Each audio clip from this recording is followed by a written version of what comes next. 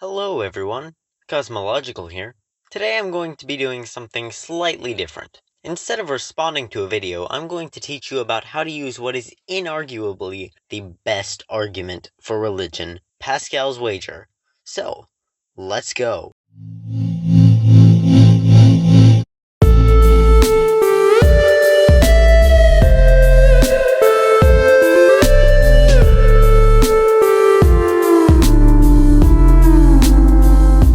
If you're unfamiliar with Pascal's wager, allow me to introduce it to you.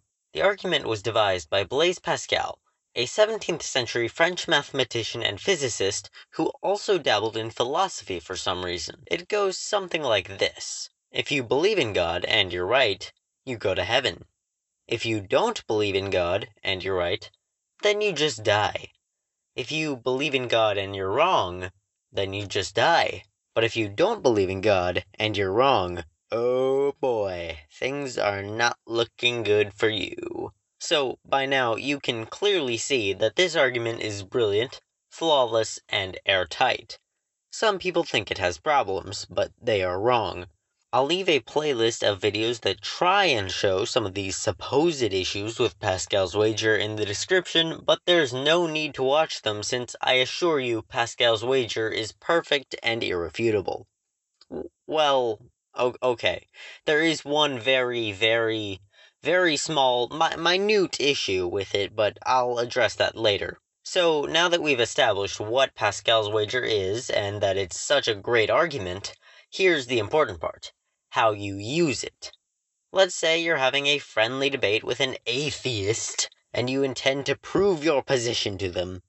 You see, you can't just use Pascal's wager right at the very beginning. That would be like if the first level of a game had all the hardest enemies. You have to give your opponent a fighting chance. Besides, they always say to save the best for last. Let's say you're up against a particularly good debater. This atheist is tearing apart your arguments left and right. He's pointing out your arguments from personal incredulity, quote mining, God of the gaps, all sorts of fallacies. It is at this point that you get out your secret weapon. Now, to the untrained eye, resorting to a pragmatic argument for believing in God like Pascal's wager, after your previous, at least somewhat evidentially based arguments have all been debunked, may seem like a desperate ploy to reassure yourself in the face of your quickly crumbling beliefs being torn apart. However, this is simply not the case.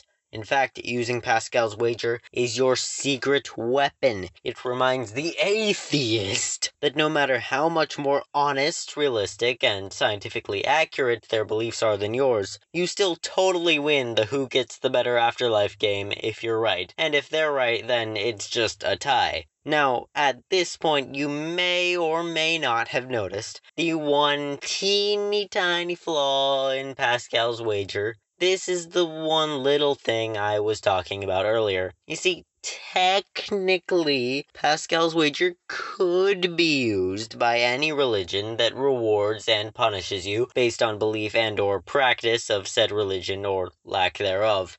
And sure, that does mean you have to ignore any other religion that could use the same argument in the same way whenever you use it. And yes, okay, you also have to ignore possibilities outside of the dichotomy of a God that sends you to either a good or a bad afterlife versus no God and no afterlife at all. But not to worry. I have a solution, and trust me, it fixes everything. You see, these perceived failures of Pascal's wager actually stem from its greatest strength. It's not an evidential argument. It doesn't even try to prove God exists. It's a pragmatic argument for why you should believe in God. But nobody has ever actually taken full advantage of Pascal's wager. Ever since it was first proposed, people have been using it to defend their pre-existing religious beliefs. Since this is such a great argument, it works well, of course, but Pascal's wager is not being used to its full potential. That changes now. I'd like to introduce to you a brand new religion built entirely around Pascal's wager. I call it Pascalianism. Here's how it works. If you believe in Pascalianism, and you're right, you will go to the best possible afterlife, better than any afterlife offered by any other religion.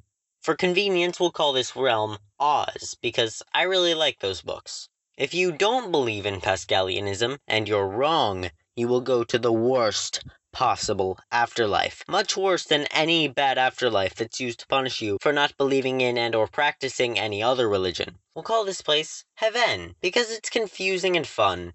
If you believe in Pascalianism, and you're wrong, maybe nothing will happen, or maybe you'll go to some other bad afterlife, but nothing nearly as bad as you would have risked by not believing in Pascalianism and chancing ending up in Heaven.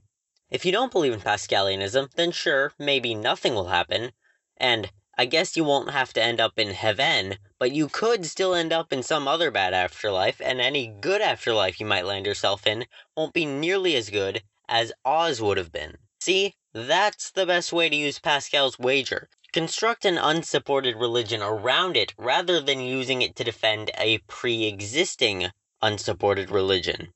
Anyway, that's all I have for now. If you disagree with me, make sure to leave a dislike and an angry comment, and subscribe to become a Pascalianismist.